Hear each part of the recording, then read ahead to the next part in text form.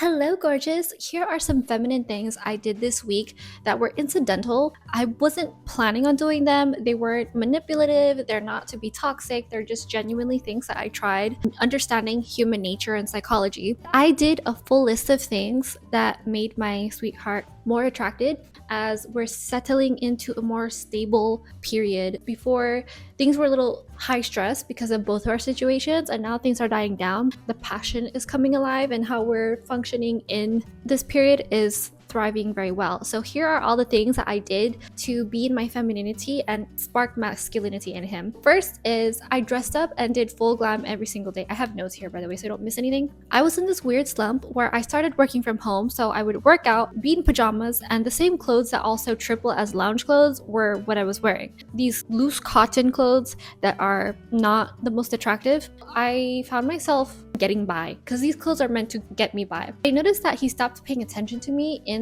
the physical sense, where he wouldn't keep his eyes on me as long. So what I did recently, I was thinking I need to revamp my wardrobe as it is. I do have a ton of spring and summer dresses that I'm not using, that are just sitting in my closet because I'm not going out. And when I do go out, I do wear them, but I'm just at home day to day. So I thought, start wearing my clothes, start doing my full hair, glam, and makeup. I do actually my hair and makeup every single day, but I started really doing my hair a little bit better, a little bit with more technique, doing more hair masks. Hair will get you very far. You don't even have to do that much makeup when it comes to good hair. And then I would obviously pair those things with a fabulous outfit, and I'm just at home, so it's a comfortable spring dress that's feminine, that's soft, that's frilly, that has movement and drape. So when I walk, you notice it more. He's been looking at me way longer simply because of this. It's been making quite the difference because communication is spoken with your body language, with the way that you appear. You act different when you're dressed up. You might not say anything, but people see you differently. They have a different impression of you.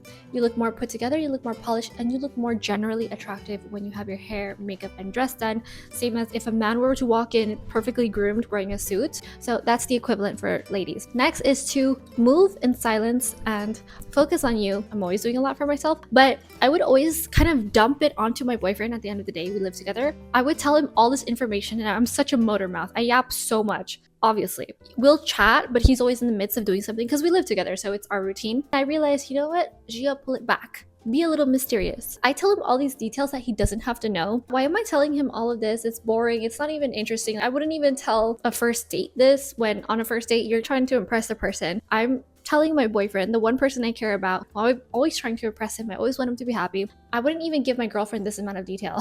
I essentially am thinking out loud when I'm talking to him, so I thought, pull it back. If I'm going to do all these things and I have all these details in my head on how I want to do things, don't talk about it, just do it. Move in silence and focus on myself. When he's home, instead of deliberately trying to prompt him with things to talk about, I will just let him talk. That actually also works. I'll get into that more later. Just do it as opposed to talk about doing it, especially with your partner, because you lose your mystique, you lose your mystery. Next is I went into receiving mode. I hate asking people for things. By the way, my boyfriend, when we first started dating, he told me that he loves when I ask him to do things. When I ask him, hey, can you please take me here? Can you do this for me? Sometimes I wouldn't ask him to do something. There was a point where I was trying to film myself. I was leaning my camera against the wall, using some inanimate object as a tripod. He said, why don't you ask me? I'm your boyfriend. You should ask me. I like when you ask me. And I thought, I hate asking people for things. But to be in our feminine and you want a guy to work for you,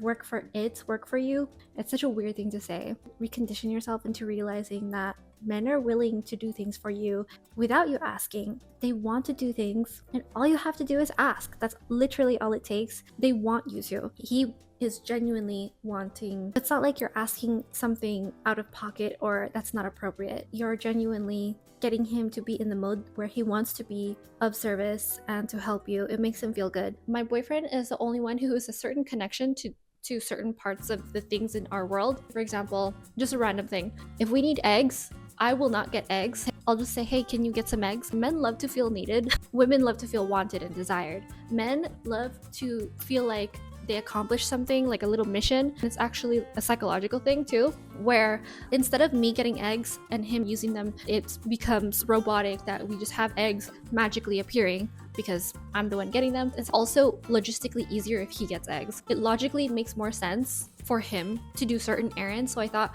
I'm gonna pull back and go into receiving mode for the things that I know it's easy for him to do and let him shine that way. And he also feels good when he comes home. He doesn't say anything about it. He's very good at not complaining. He's very wonderful and generous this way. I also notice when he brings something as simple as eggs, I get so excited because I think, wow, I feel like I unlocked something by simply asking him for eggs, simply asking him for something that he knows that we needed. I get really excited and he sees the smile on my face. I'm very grateful. I'm appreciative. I say thank you so much. He sees me cook. Seeing the reward of that makes him happy, I noticed. I started going into receiving mode where I stopped asking for the things that he naturally does anyway. It makes more sense if he does it, and also that it just doesn't make sense for me to go through hoops to do those things when he already is on it. I pulled back by not doing those things and getting him to do it more because I realized I do so much around the house. I work 3 jobs and I'm cleaning the house, I'm cooking for myself. We cook for each other, so that's not a big deal. I feel like I'm doing a lot where when he gets home, he's working all day. Then somehow in there, take some time for myself to do things that I like. He works all day and then he just comes home and enjoys the fruits of being in a stress-free home and relaxing, clean and organized place. So when you see in the back of my video, sometimes it's messy, it's because I haven't cleaned yet. But at night, I always make sure that everything is spotless before he gets home. It's not a big deal. Of course I will do this. I live here too. I want it to be neat. I want it to be nice. I started pulling back by doing certain chores that I know that are easy for him. I just love serving everyone around me and making sure that it's clean. Even if someone else did make a mess, I'll just clean it anyway. Where I stop now, he's always been really clean. Sometimes I'm just dead tired. This makes a difference and I've noticed him picking up the slack without saying anything.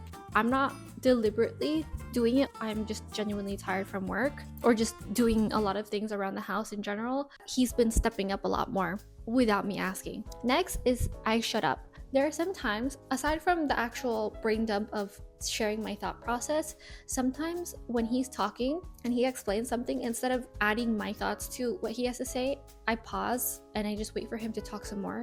Or I'll just look at him, give some body language like I'm listening, because I am listening, I'm paying attention, and I notice he opens up even more. So when you shut up, other people actually want to fill the silence. He's even more curious sometimes. If I'm just quiet and we're not in a conversation, I'm in the other side of the room, and I notice him peeping over his head more, looking at me more, trying to find out what I'm doing more. He just becomes more curious because I make myself scarce. Not necessarily I'm trying to be mysterious, it's just I'm living my life, I'm doing other things. Instead of trying to find some content to give him, I just live a valuable life by doing things that need paying attention to. So shut up, it works. And then the final thing is I realized I deserve it. I don't know if this is actually a tip, but I notice when we're with our girlfriends or with our friends in general, we're like, yes, queen, you deserve it. You deserve this and this and this, and here's a long list of all the things on your mood board that you deserve. I've never been told this by a man before until I met my boyfriend. He'll ask me on a date or just something really sweet, and then he'll say, you deserve it. I never hear that language ever. It's not something my parents would ever say to me. It's not something that I hear adults or authorities in my life, my teachers have said to me, professors. It is not something that I hear on a regular basis. So when he says it, it feels important. It feels like it means something. And I realize I do deserve it. I do so much in this relationship, and he does too. He does plenty in this relationship. And I've never been with someone who puts his heart and soul into something without complaint, without throwing it back at me. I did this and this for you. Just genuine love, generosity, kindness, sacrifice. When someone says, I deserve it, or you deserve it, you deserve it. That's so nice to hear. And I want you to realize that your feminine receiving energy is on purpose. You deserve it. I hope this helps. Don't try to do these things on purpose where you're manipulating someone to do something that you want. You can get people to do it naturally just by living, just by being, using human psychology. You don't want to do, I'm playing a game, I'm testing him, I'm doing this. These were actually things that were genuinely incidental in my life this past 2 weeks that I paid more attention to, and I saw where I wanted him to step up, and I communicated him by using the things that I actually need in my day-to-day, but not by confronting him about it or making it like an intervention or fighting about it, arguing, just genuinely living through life peacefully in a happy way. Visitez le site web styledbygia.com et inscrivez-vous pour recevoir gratuitement des idées de tenues vestimentaires chaque semaine et des guides de soins personnels. Suivez-la sur son compte Instagram, la Gia Garcia, pour des nouveautés quotidiennes, et lisez son blog, lagiagarcia.com, pour une exploration profonde. Merci. Let me know what you think in the comments below. Thank you so much for watching, and I'll see you later.